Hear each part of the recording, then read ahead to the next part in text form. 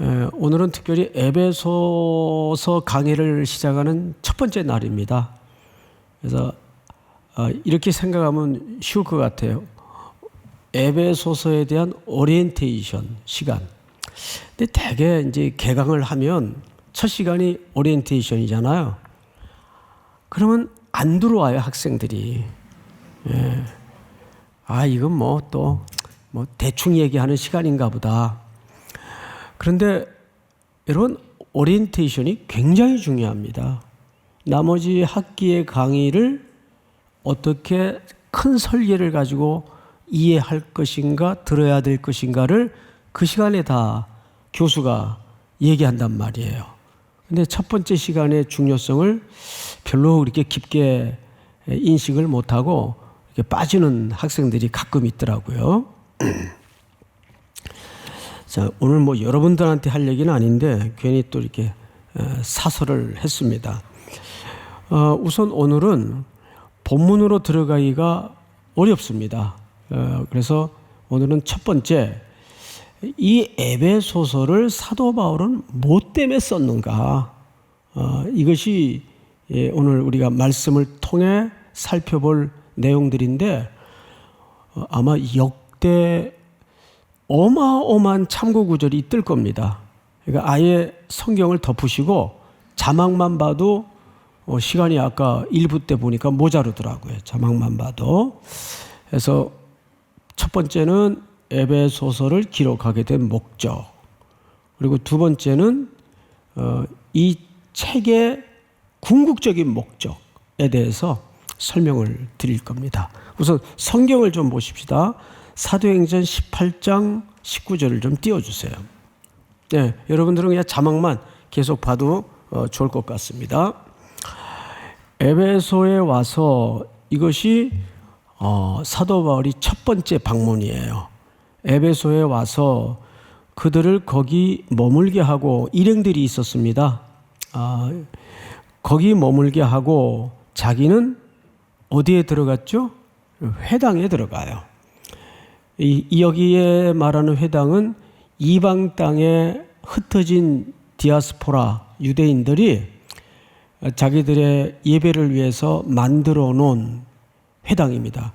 회당이 있다는 것은 일단은 유대 남자 10명 이상이 있어야 이 회당은 성립 요건이 돼요. 회당에 들어가서 그 유대인들과 뭐 했죠? 변론을 합니다. 여러분 생각을 해보세요. 유대인들은 이 당시만 해도 뭘 믿고 있었어요? 하나님만 믿고 있었어요. 이걸 유대교라고 하죠. 보통 우리가 이해 쉽게. 그래서 그들에게 이제 사도 바울이 예수를 소개하고 그분을 통해서만이 구원이 있고 그분이 하나님의 아들이시고, 이렇게 변론 겸 복음을 전하고 복음을 가르쳤겠죠. 그러자 반응이 좋았어요. 여러 사람이 더 오래 있기를 청하되 허락하지 아니하고. 바울이 참 칼 같은 사람이에요. 저 같으면 사람들이 송태근 그러면 좀 더 있을까? 이럴 텐데 자기 또 계획이 있었겠죠. 그래서 탁 자르고 이제 거기서 떠납니다. 자, 볼까요? 다음 절 한번 같이 읽어봅시다. 시작.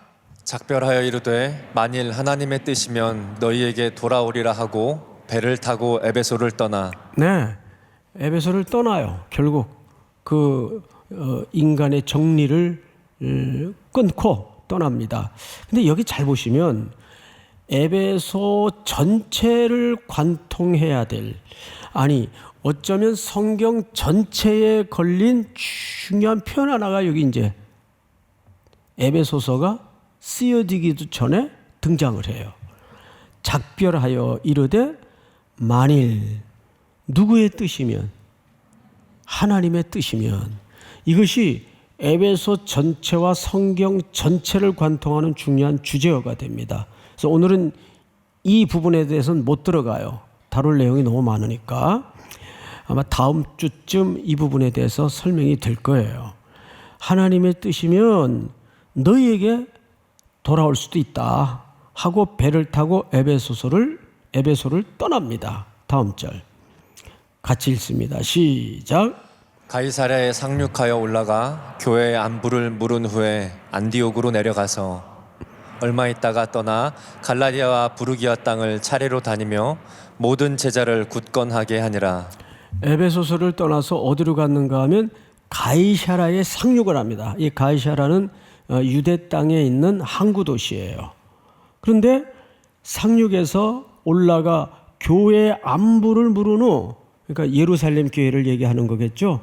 본부교회가 그동안 평안하신가, 또 자기가 그동안 다니면서 선교했던 보고도 하고 안부를 물은 후에 다시 아시아 쪽인 안디옥으로 내려가서 얼마 있다가 떠나 갈라디아, 부르기아 땅을 차례로 다니며 모든 제자를 굳건하게 했다. 여기 제자라는 말은 그냥 넓은 의미에서의 이방 땅에 복음을 듣고 그리스도의 제자가 된, 성도가 된 사람들을 총칭하는 표현이에요.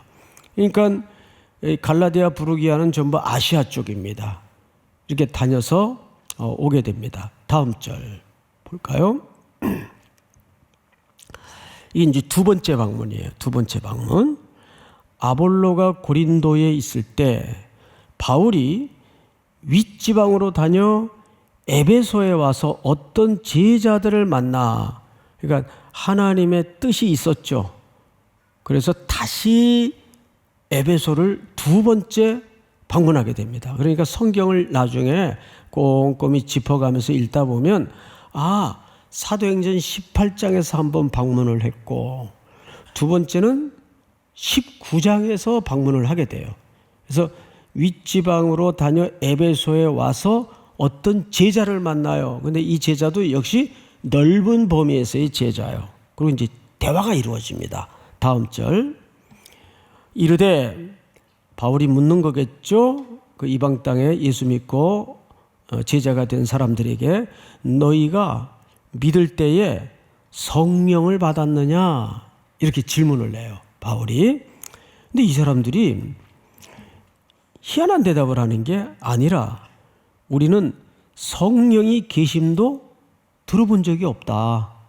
그러니까 이 신자들이, 이 제자들이 성경을 종합적으로 아는 사람들이 아니고 초짜예요, 초짜.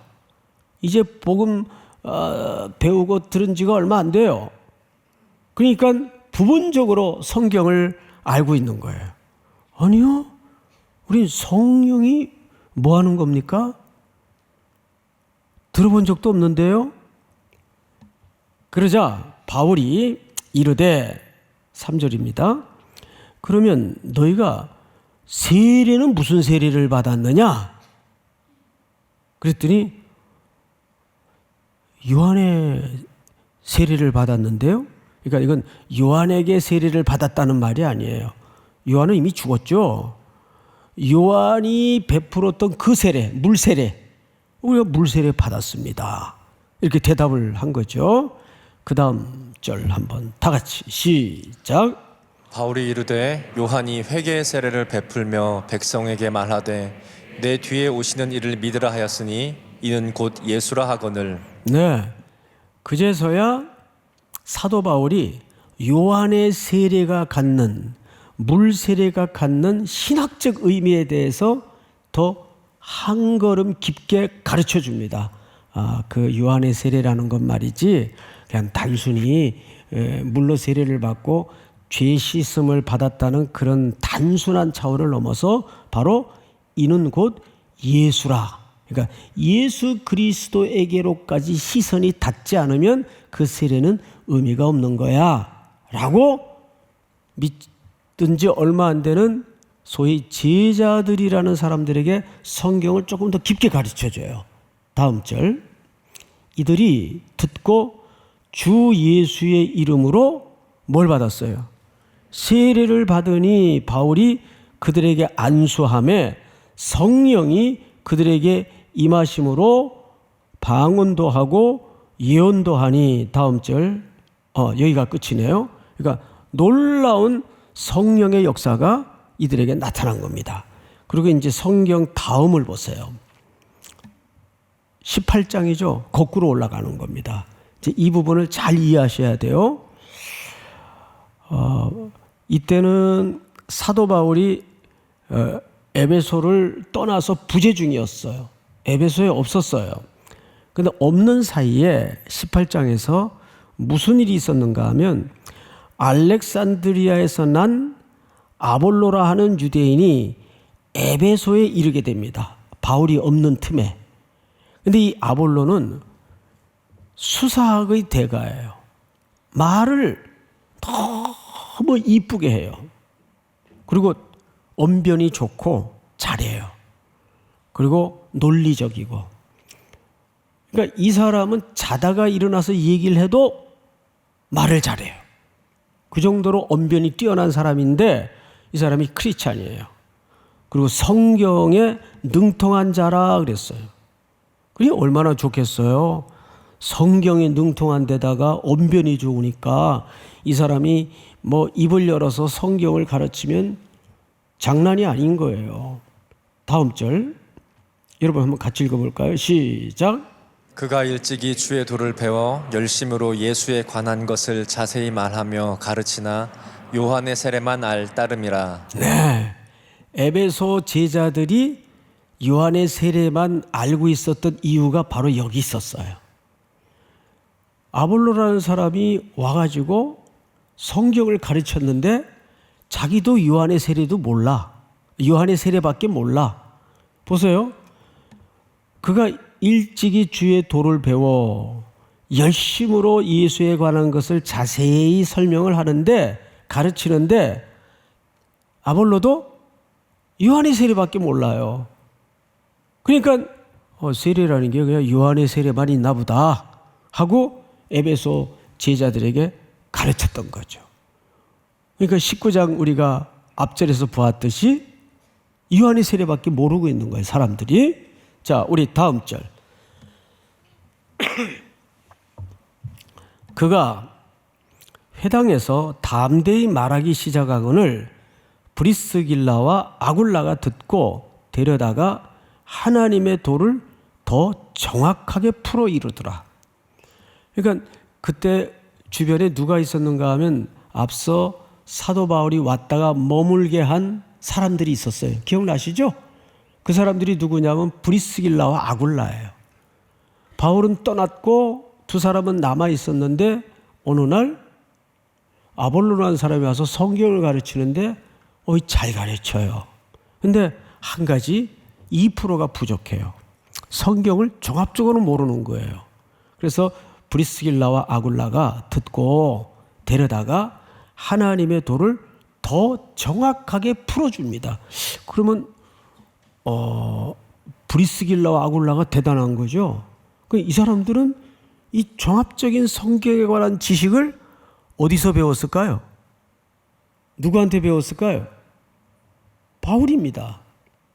이들은 고린도에 있을 때 바울을 만나죠. 그래서 이 집에서 고린도 교회가 시작이 되잖아요. 그러면서 바울과 뗄래야 뗄 수 없는 평생의 복음의 선교의 동지가 됩니다. 그래서 이 사람들은 바울에게서 깊은 성경을 배웠어요. 그리고 바울의 가장 신뢰할 수 있는 동역자가 된 거예요. 근데 그 브리스길라와 아굴라가 에베소에 머물러 있으면서 어느 날 알렉산드리아 출신 아볼로라는 사람이 와서 성경을 가르치고 열심으로 내는데 탁월해요. 근데 2%가 부족해. 데려다가 조금 더 성경을 깊게 가르쳐 준 거예요. 다음 절을 볼까요? 이제 19장으로 다시 넘어왔어요. 바울이 회당에 들어가 석 달 동안 담대히 하나님의 나라에 관하여 강론하며 권면했다. 자, 여기서 좀 멈추고 이제 지나가십시다. 지금까지 설명을 들어오면서 여러분 어떤 느낌이 듭니까? 사도 바울이 선교사로서 복음을 여기저기 다니면서 전하는데 한 번도 흔들리지 않았던 기조가 있어요. 기조. 한 번도 왔다 갔다 하지 않았던 일관성이 하나 있어요. 그게 뭘까요? 집요하게 가는 곳마다 말씀을 가르쳐요. 자, 우리가 지금 한창 이제 여름 선교 중입니다. 선교에서 가장 중요한 게 너무 많죠. 그런데 하나님의 말씀을 가르치는 사역이 배제된 선교는 그건 선교 아닙니다. 그러니까 사회 봉사 활동은 될지라도 그건 선교라고 볼 수가 없어요. 선교라는 것은 복음이 전파되지 않는 땅에 성경을 가르치는 거예요. 그게 전제되지 않는 어떤 선교도 선교라고 설명할 수가 없어요. 근데 지금 오늘 몇 구절 살펴본 본문만 봐도 바울이 집요하게 가는 곳마다 특별히 에베소라는 공간에서 뭘 가르쳤나요? 성경을 가르쳐요. 이걸 여러분 머릿속에 입력하시기 바랍니다. 고린도에는 1년 6개월 머물렀어요. 그런데 에베소에는 거의 2배인 3년을 머무릅니다. 그러면 이렇게 생각하기가 쉽겠죠. 야, 에베소는 대도시다 보니까 살기가 편했나 보다. 먹고 사는 건 걱정이 없었나 보다. 그렇지 않아요. 에베소에서는 여러 번 죽을 경험을 합니다. 실제. 이제 그 장면이 나와요, 곧. 그러니까 험하기로 치자면 사도 바울이 복음을 전하러 다니는 도시 가운데 가장 잊을 수 없는 참혹한 일을 겪었던 도시예요. 몇 번 죽을 뻔하죠. 고린도 전후서를 읽어보면 그 기억을 되살려서 그 에베소의 기억을 기록하고 있어요. 성경을 다시 볼까요? 우리 띄워주세요. 바울이 회당에 들어가 3달 동안 담대히 하나님 나라에 관하여 강론하며 권면하되, 다음 10절로 건너뛰어서 2해 동안 이같이 하니 아시아에 사는 자는 유대인이나 헬라인이나 다 주의 말씀을 듣더라. 계속해서 지금 뭘 가르쳐요? 성경을 가르쳐요. 그 믿지 않던 유대인들과 믿지 않던 헬라 사람들에게. 다음 성경 구절을 좀 볼까요? 심지어 사람들이 바울의 몸에서 손수건이나 앞치마를 가져다가 병든 사람에게 얹으면 그 병이 떠나고 악귀도 나가더라. 그러니까 무슨 뜻인가 하면 말씀만 가르치니까 저 사람은 뭐 말씀은 잘 가르치는데 뭐 능력은 별로 없어. 사람들이 이럴 수 있잖아요. 그런데 놀랍게도 바울의 몸에 댔던 물건들만 가지고 역사를 해도 병들이 고쳐지고 귀신이 떠나가는 역사가 일어나요. 근데 이거를 오늘날 일반화시키면은 위험합니다. 항상 성경의 모든 기적은 무슨 상징성으로 단회적인가 하면 하나님의 통치와 하나님의 나라가 여기에도 임했다. 사도행전 3장에 성전 미문에 안전뱅이가 일어나죠? 무슨 뜻입니까? 드디어 하나님의 나라가 이곳에 공식적으로 임했다라는 것을 설명하고 있는 겁니다. 그 사인으로서 이적이고 표시예요. 역사도 일어나는 거예요. 말씀도 잘 가르치지만 그 말씀이 하나님의 나라 통치의 시작이라는 것을 기적과 이사를 통해서 사인으로 설명하는 겁니다. 자, 다음 절을 또 볼까요? 이때 재밌는 일이 하나 벌어져요. 유대의 한 제사장, 원문에는 대제사장이라고 그랬어요. 근데 이런 걸로 봐서 이 집은 유대의 대제사장 가문의 사람들이 이방 땅에 나왔다는 것은 몰락한 제사장의 혈통일 가능성이 거의 100%입니다. 몰락한 데는 그만한 이유가 있었겠죠. 자, 그 이름이 스게와입니다. 스게와. 근데 그 사람한테 7 아들이 있었어요. 근데 바울에 나타나는 그런 역사가 일어났다는 소문을 듣고 이들이 흉내를 낸 거예요. 예수의 이름으로 명하노니 물러갈지어다. 막 흉내를 낸 거예요. 자기들도 한번 해보려고. 그런데 악귀가 대답하여 이르되 내가 예수도 알고 바울도 알거니와 너희는 누구냐? 그러니까 귀신 흉내내는 가짜 귀신을 정확히 알아봐요. 소위 귀신같이 알아봐요. 응? 아, 저거 진짜 아닌데 쟤 흉내내고 있는 거네. 너 누구야? 내가 예수도 알고. 귀신이 예수를 알죠. 예? 바울 당연히 알고. 누구야? 그러니까 다음 절 볼까요? 악귀 들린 사람이 그들에게 뛰어올라 눌러 이겨버립니다. 그러니까 진짜 귀신이 귀신 흉내내는 사람을 올라타가지고 눌러서 이겨버려요. 그들이 상하여 벗은 몸으로 그 집에서 도망하는지라. 주랭랑을 치고 말았어요. 이 소문이 쫙 에베소에 아주 회자가 된 겁니다. 자, 다음 줄 볼까요? 에베소에 사는 유대인과 헬라인들이 다 이 일을 알고 두려워하며 주 예수의 이름을 높이고 믿은 사람들이 많이 와서 자복하여 행한 일을 알림해. 자, 다음 줄 보십시다. 또 마술을 행하던 많은 사람이 그 책을 모아 가지고 와서 모든 사람 앞에서 불사르니 그 책값을 계산한 즉 은 5만이나 되더라. 이건 어마어마한 액수예요. 여기 어디서 일어난 일이죠? 두란노 서원에서 일어난 일이에요. 이 두란노라는 말은 지명이 아니에요. 사람의 이름인데 티란노스. 그 사람의 이름을 따서 서원을 하나 만들었는데 그 당시 사람들이 거기에 세상의 모든 문화와 지식을 배울 수 있는 어마어마한 책들을 모아놨어요. 그리고 거기 와서 강론을 하고 공부를 하고 교제를 하고 하던 공간에서 사도 바울이 가르쳤던 거죠.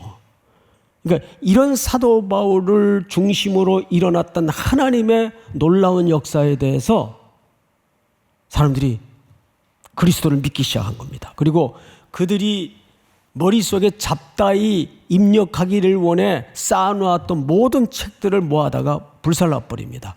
근데 그 값을 환산해 보니까 은 얼마예요? 5만이나 되더라. 이건 엄청난 액수예요. 그리고 이와 같이 주의 말씀이 힘이 있어 흥왕하여 세력을 얻으니라. 이게 바로 에베소에서 일어났던 놀라운 일입니다. 그런데 이렇게 긍정적이고 좋은 일만 일어나면 주의 일 하기 쉽죠. 다음 절을 볼까요? 그때쯤 되어 이 도로 말미암아 적지 않은 소동이 일어났어요. 아주 험한 소동. 여기서 사도 바울이 사실은 죽을 뻔합니다. 이 도로 말미암아라는 말은 그 당시 사람들이 이제 복음을 잘 모르니까 그냥 자기들이 이해하는 그 도, 여러 개의 도 중에 하나인가 보다 하고 표현을 이렇게 했겠죠. 복음을 얘기합니다. 자, 24절. 즉 데메드리오라 하는 어떤 은장색이 은으로 아데미의 신상 모형을 만들어 직공들에게 적지 않은 벌이를 하게 하더니 이게 무슨 얘기냐면 이 에베소에는 여러분 그 신전하면 우리 역사 공부 시간에 배운 유명한 신전이 하나 있죠. 대단한 신전, 파르테논 신전의 4배 크기가 됩니다. 아데미 신전은. 아데미는 여신이에요. 여기에서 아폴로도 나오고 뭐 여러분 잘 아는 그런 신들이 생산이 되죠. 풍요와 또 건강을 책임지는 다산의 신이에요. 그러니까 이 에베소라는 도시는 전부 이 어마어마한 신전을 중심으로 도시 경제가 돌아가요. 그러니까 망하지 않는 장사죠. 특별히 여기 등장하는 데메드리오는 그 중에서 은장색이에요. 은으로 수공업을 해서 먹고 사는 사람들인데 어떤 방식이냐면 이 사람은 이제 일설에는 그 당시 상인조합 길드의 회장쯤 되지 않았겠는가 학자들은 그렇게 봅니다. 이 사람이 길드의 조합장쯤 되니까 그 신전 안에서 직원들을 고용해 가지고 아데미 신상의 조그만 조형물을 조각을 해요. 그리고 이제 1년에 몇 차례 정기적으로 오는 방문객들이 식구 수대로 그걸 사가요. 그래서 기륭 화복을 주관하는 아데미 신에게 집에다가 신상을 모셔놓고 평소에는 거기에서 우상 숭배를 하는 겁니다. 그러니까 이 장사는 망할 수가 없어요. 어마어마한 경제적인 부를 보장해 주는 겁니다. 그런데 언젠가부터 자꾸 수입이 툭툭툭 떨어져요. 그 조사를 해봤어요. CPA 동원에다가 다 조사를 해봤어요. 그랬더니 원인이 엉뚱한 데 있었어요. 요즘 왜 사람들이 이 은장색을 그렇게 안 사가나 했더니 바로 그 바울이라는 인간이 이 도시에 들어와서 가르친 복음 때문에 우상 숭배 죄를 안 짓기 위해서 그 복음을 접한 사람들이 신전에 오지도 않으니 은장색을 사가지도 않고 수입이 툭툭툭 떨어지는 거예요. 안 되겠다 싶어가지고 이 데메드리안이 이제 자기 조직에 있는 길드, 상인조합 모든 통신망을 이용해서 선동을 하기 시작합니다. 이제 그 내용을 좀 들어보십시다. 다음 절. 그가 그 직공들과 그러한 영업하는 자들을 모아 이르되 여러분도 알거니와 우리의 풍족한 생활이 이 생업에 있는데 스스로 풍족하다 그래요. 우리가 이 풍족하게 잘 살게 된 것도 이 생업에 다 기인한 건데 다음 절. 이 바울이 에베소뿐만 아니라 거의 전 아시아를 통하여 수많은 사람을 권유하여 말하되 사람의 손으로 만든 것들은 신이 아니라 하니 이는 그대들도 보고 들은 것이라. 다음 절. 우리 임마누엘 찬양대원들만 한번 같이 읽어볼까요? 시작. 우리의 이 영업이 천하여질 위협이 있을 뿐 아니라 큰 여신 아데미의 신전도 무시당하게 되고 온 아시아와 천하가 위하는 그의 위엄도 떨어질까 하노라 하더라. 두 가지 명분을 만들었어요. 첫째는 이렇게 되면 우리가 섬기는 그 아데미 여신이 이거 망신 아니냐? 바울이 전한 이 도 때문에 사람들이 아데미 신에게 경배하지 않는다면, 근데 사실 이거는 허울 좋은 명분일 뿐이에요. 진짜 속내에 감추어진 이유는 경제적인 손실, 이걸 못 견디는 거예요. 근데 여러분, 요즘에도 우리 사회에 이런 속성이 있어요, 없어요? 많습니다.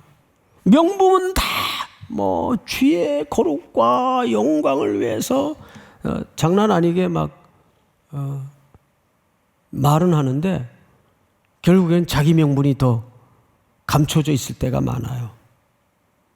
이 똑같은 겁니다. 다음 절 볼까요? 그들이 이 말을 듣고 선동을 했으니까 분노가 가득하여 외쳐 이르되 크다 에베소 사람의 아데미여. 명분은 아데미를 앞세워요. 우리 큰 여신인 아데미가 이렇게 개망신 당하는 건 두고 볼 수 없다. 그러나 속내는 뭐가 진짜라고요? 경제적인 손해. 다음 절 볼까요? 온 시내가 요란하여 바울과 같이 다니는 마게도네 사람 가이오와 아리스다고를 붙들어 일제히 영극장으로 달려 들어가는지라. 여기서 죽을 뻔해요. 여기서. 나중에는 이 사람들이 모여들었는데 자기들도 서로 물어요. 우리 여기 왜 왔어? 에? 당신 뭐 때문에 여기 왔어? 나도 잘 몰라. 자기들이 하는 소리 서로 모르고. 이런 우픈 장면이 에베소 극장 안에서 벌어집니다. 이게 사도행전의 기록이에요. 자, 여러분, 지금까지도 잠시 멈추고 한번 점검을 해보면 바울이 일관되게 계속해서 뭘 가르쳐요? 계속 이 우상의 도시 한복판에서 하나님의 말씀으로 격렬하게 싸워요. 어떤 전략을 가지고 열심을 가지고 하는 게 아니에요. 오로지 하나님의 말씀만 집요하게 고집스럽게 들이미는 거예요. 왜 그럴까요? 자, 우리 한 군데만 더 보십시다. 다음 절 한번 띄워주세요. 이 장면은 사도 바울이 결국 그래서 에베소를 떠났어요. 그 소동이 일어나는 바람에 더 이상 있을 수가 없어서 떠났어요. 그리고 외곽에서 미처 작별 인사도 하지 못하고 떠난 에베소 장로들을 해변가에다 불러요. 그리고 그 장로들에게, 교회 리더십들에게 나눈 작별 인사 내용인데 그 작별 인사를 한번 잘 들어보세요. 여러분은 자기를 위하여 또는 온 양떼를 위하여 삼가라. 성령이 그들 가운데 여러분들을 감독자로 삼고 하나님이 자기 피로 사신 교회를 보살피게 하였느니라. 그런데 교회를 뭘로 소개하죠? 하나님이 자기 피로. 실질적인 건 누구의 피로 교회를 사셨죠? 예수의 피. 근데 그 예수가 누구의 아들이십니까? 그렇죠. 그래서 하나님은 자기 피라 그래요. 여러분 이걸 아셔야 돼요. 우리가 교회를 이제 이런저런 모양으로 섬기죠. 섬길 수 있는데 아무리 교회에 작고 사소한 일이라도 함부로 경솔하게 행동하거나 교회를 대하지 마세요. 교회는 우리가 부족하고 연약해서 이지런진 모습이 틀림없이 있겠죠. 눈에 띄겠죠. 하지만 교회는 궁극적인 가치가 하나님이 자기 피로 사신 교회예요. 세상에 아무리 교회를 향해서 공격하고 돌팔매질을 던져도 결국 하나님은 온 우주와 역사의 언덕을 넘어서 하나님이 이 교회를 통해서 세상을 경영하십니다. 교회는 거룩한 공동체예요. 이제 우리는 에베소서 강의를 통해서 그걸 하나하나씩 왜 교회가 이렇게 경이롭고 신비한 공동체인가? 그걸 배워나갈 거예요. 그러니까 선교를 하든 간사로 또는 목자로 이런저런 모양으로 찬양대로 섬기든 작은 일이라도 그거를 경건과 장엄한 마음으로 하나님 앞에 받들어야 돼요. 교회 일은 그래요. 믿습니까? 그래서 함부로 표현하거나 함부로 교회를 대해서는 안 됩니다. 성경을 다시 볼까요? 다음 절. 내가 떠난 후에 사나운 이리가 여러분들에게 들어와서 그 양떼를 아끼지 아니하며, 바울이 뭘 걱정하냐 하면 이제 내가 떠나면 틀림없이 이 시대를 어지럽히는 거짓 사조들과 이단들이 공격을 통해서 하나님의 교회를 무너뜨리려는 획책이 시작이 될 텐데, 30절 다 같이 시작. 또한 여러분 중에서도 제자들을 끌어 자기를 따르게 하려고 어그러진 말 하는 사람들이 일어날 줄을 내가 아노라. 네, 일부에서는 어떤 일이 벌어지고 있는가 하면 바울이 떠났으니까 사람의 파워와 수단과 영향력으로 그리스도의 제자를 만드는 게 아니라 담임 목사의 제자를 만들고 사람을 추종케 하는 일들이, 사람이 머물러 있는 집단이면 그 죄성 때문에 일어날 수밖에 없다는 거예요. 그러니까 교회 안에서 사람을 너무 추앙하지 마세요. 믿으십니까? 그리고 항상 사람을 대할 때는 전제를 가지고 대하세요. 누구나 온전하지 않다. 누구나 절대적일 수 없다. 이것이 한국 교회 안에서 계속 문제를 일으켜요. 그리고 바울이 이제 더 나아가서 무슨 얘기를 하는가를 잘 눈여겨보세요. 다음 절. 그러므로 여러분이 일깨어 내가 3년이나 밤낮 쉬지 않고 눈물로 각 사람을 뭐하던 것을, 훈계라는 것은 야단쳤다는 말이 아니고 말씀으로 가르쳤던 것을 그 뜻이에요. 기억하라. 다음 절. 다 같이 시작. 지금 내가 여러분을 주와 및 그의 은혜 말씀에 부탁하노니 그 말씀이 여러분을 능히 든든히 세우사 거룩하게 하심을 입은 모든 자 가운데 기업이 있게 하시리라. 결국 바울은 에베소 장로들에게 마지막, 그는 이제 에베소로 다시 돌아갈 수 없다는 사실을 직감해요. 그리고 예루살렘에 가서 체포가 됩니다. 그리고 거기에서 로마로 압송이 되잖아요. 그리고 로마 감옥에서 이 글을 쓰는 거예요. 사실은. 그래서 이 에베소서를 옥중서신이라고 하는 겁니다. 그런데 오늘 마지막 절에 보니까 바울이 이미 자기가 다시 이곳에 되돌아올 수 없음을 직감하고, 지금 내가 여러분을 주와 및 그 은혜의 말씀에 부탁합니다. 그 말씀이 여러분을 든든히 세우사. 뭐가 우리를 든든히 세워요? 말씀이. 사람의 리더십이 교회를 든든히 세우는 게 아니에요. 대개 이제 목회자들이나 간사들이나 목자들이 이렇게 목양을 섬기다가 실패하는 근본적인 이유가 뭐냐면 인간관계로 사람을 잡으려고 해요. 그럼 100번 다 실패합니다. 그 사람을 정말 교회 구성원으로 바로 세우려면 말씀을 가르쳐야 돼요. 근데 인간적인 인간관계로 뭐 자주 뭐 사주고 뭐 사주는 거야 뭐 내가 뭐라 그러지 않죠. 그런데 그게 그 사람을 붙잡는 게 아니에요. 예? 결국 사도 바울이 교회 리더십에게 교회를 맡기지 않아요. 또 싸우지 말고 어떤 평안한 분위기, 그런 것에 교회를 위탁하지 않아요. 지금 내가 여러분을 주와 및 그 은혜의 말씀에 부탁한다. 지금까지도 흔들리지 않는 기조가 뭐죠? 계속 말씀을 강조해요. 그 말씀이 여러분을 능히 든든히 세우사 거룩하게 하심을 입은 모든 자 가운데 기업이 있게 하시리라. 그러니까 여러분, 참 이건 죄송한 얘기지만 저는 이 세상에서 제일 신비한 대상이 여러분들이에요. 이렇게 뭐 예화도 잘 안 해주고 적용거리도 잘 안 주고 그냥 한 시간 내내 이렇게 세상에 설교 30-40분에 이렇게 성경 구절을 많이 찾는 목사가 어디 있어요? 미쳤지? 근데 그 설교를 듣고 있는 여러분들이 제가 신비하지 않을 수가 없어요.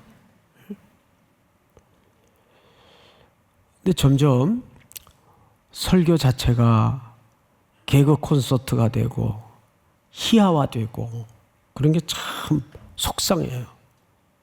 사실 저도 그쪽으로 은사가 없는 건 아니에요. 가능해요.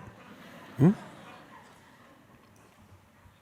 송투도 태투도 근 뭐 그래가면서 응?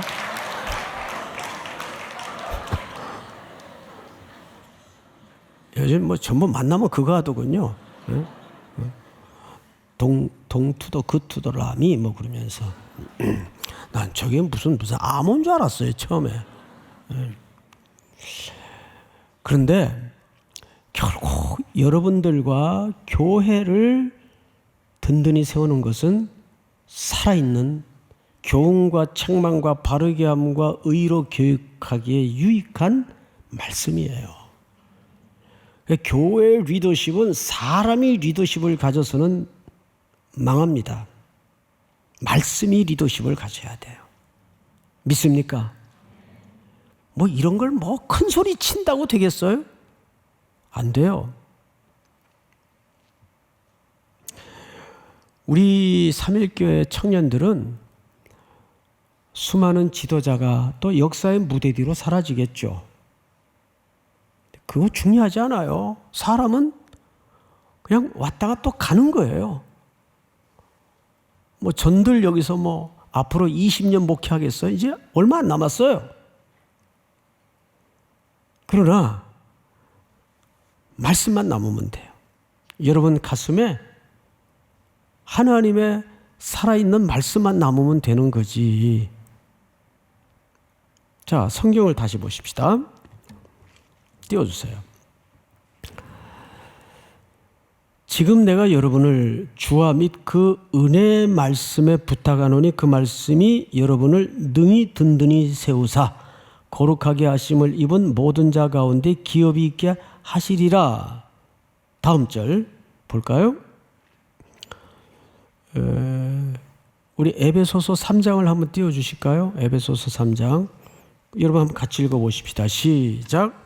그러므로 너희에게 구하노니 너희를 위한 나의 여러 환난에 대하여 낙심하지 말라. 이는 너희의 영광이니라. 네, 사실은 로마 감옥에 바울 선생님이 투옥됐다는 걸 당연히 들었죠. 그러니까 성도들이 걱정만 한 게 아니라 흔들리고 있었어요. 선생님, 뭐 그럼 돌아가시는 거야? 뭐 우린 어떻게 되는 거야? 그래서 결론 세 가지만 설명을 드릴 텐데 사도 바울이 왜 에베소서를 쓰기로 감옥에서 작정을 했는가? 첫째, 주님의 은혜와 말씀에 성도를 맡기려 한 겁니다. 어떤 위탁보다도 말씀에 위탁하는 것만큼 완전한 보호가 없기 때문에 그래요. 여러분 이 사실을 믿으시죠? 아멘만 하지 말고 그래서 성경을 읽어야 돼요. 저는 지금 우리 교육자님들 전체와 준비하는 게 있어요. 뭐냐면 내년에는 집요하게 여러분들을 힘들게 해서라도 말씀을 어떻게 하든 읽을 거예요. 제 이 단호한 음성을 기억하세요. 예? 진짜예요, 진짜. 하여간 여러분 조국 대한민국의 소망, 한국교회의 소망, 여러분 인생의 소망은 하나님의 말씀이 여러분들을 끌고 가야 돼요. 믿으십니까? 그래서 사도 바울이 옥중에서 이제 곧 숨을 거두겠지만 그가 하나님의 말씀에 성도와 교회를 위탁하는 방법만이 가장 안전하다. 두 번째, 다 같이 시작. 교회를 향한 바울의 말씀 사역의 연장선에 있다. 네, 바울은 지금 수만 킬로 떨구어져서 로마 감옥에 갇혀져 있어요. 에베소서는 지금 갈 수가 없어요. 그렇지만 사람이 부재하고 있고 없고가 의미가 없어요. 그들에게 가르치고 전한 말씀만 있다면, 그래서 감옥에서도 붓을 드는 겁니다. 말씀을 전하기 위해서. 세 번째, 시작. 하나님의 말씀이 성도들을 보호하고 교회를 세우리라는 확신이다. 아멘. 결국 세 가지 얘기는 다 하나의 이야기죠. 하나님의 말씀이에요. 이제 이 말씀을 통해서 에베소서 강의를 다음 주부터 본격적으로 들을 텐데 어떻게 해야 될까요? 제가 언박싱 때 얘기했죠. 예? 어떻게 해야 될까요? 먼저 기도하고, 두 번째는 읽어와야죠. 6장에 불과한 짧은 책입니다. 3부에 참석한 우리 형제자매들은 꼭 6장 한 주간 동안에 하루에 한 장씩만 읽으면 돼요. 다 같이 일어나십시다. 우리 주님 말씀하시면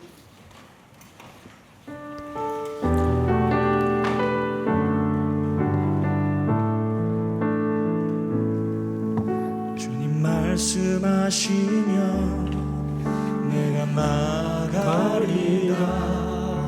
주님 뜻이 아니면 멈춰서리다. 나의 가고 서는 것 주님 뜻에 있으니 오 주님 나를 이끄소서. 주님 말씀하시며 주님 말씀하시며 내가 나아가리라. 나아가리라. 주님 뜻이 아니면 내가 멈춰서리다. 나의 가고 서는 것 주님 뜻에 있으니 오 주님 나를 이끄소서. 뜻하신 그곳에 나 있기 원합니다. 이끄시는 대로 순종하며 살리니 연약한 내 영혼 통하여 일하소서. 주님 나라와 그 뜻을 위하여 뜻하신 그곳에 나 있기 원합니다. 이끄시는 대로 순종하며 살리니 연약한 내 영혼 통하여 일하소서. 주님 나라와 그 뜻을 위하여 뜻하신 그곳에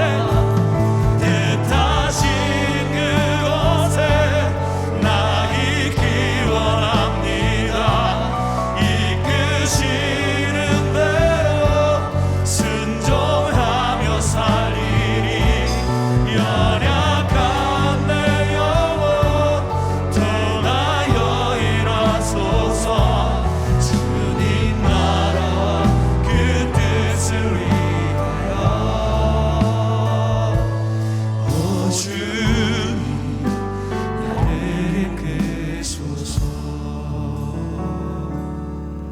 하나님, 이제 오늘부터 하나님의 온 우주적 신비와 경륜이 담아진 에베소서를 시작합니다.